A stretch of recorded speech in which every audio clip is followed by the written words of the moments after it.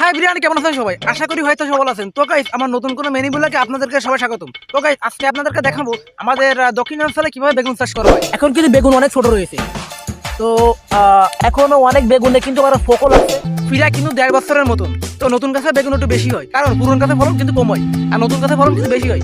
নতুন গাছ কিন্তু বেচার জন্য রুতে হবে না। বেগুন গাছে কি করলে আপনাদের বেগুনে ফোক লাগবে না, সেই সম্পর্কে বিস্তারিত কিন্তু বলবো, ভিডিওটা কন্টিনিউ করে রেখেন।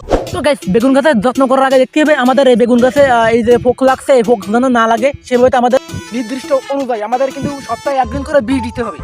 সপ্তাহে একদিন দিলে খুব ভালো হবে। আপনারা যারা বেগুন চাষ করবেন তারা কিন্তু সপ্তাহে একদিন করে বীজ দিবেন, তাহলে কিন্তু ফোকটা লাগবে না। বীজ দেওয়ার পর 7 দিন পর্যন্ত ওই গাছের থেকে কলা বেগুন তুলে খাওয়া যাবে না, বাজারে বেচা যাবে না।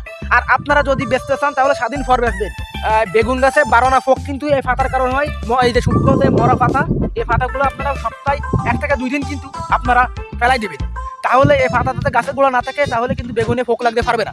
তো আর বেগুন গাছে যখন সার দিবেন, দূরত্ব দিবেন, ময়লা বেগুন সাফ করে সপ্তাহে 2 থেকে 3 দিন পানি দেবেন, সার মাত দিবেন, তাহলে কিন্তু আল্লাহর মতো বেগুন ভালো বইতে হবে।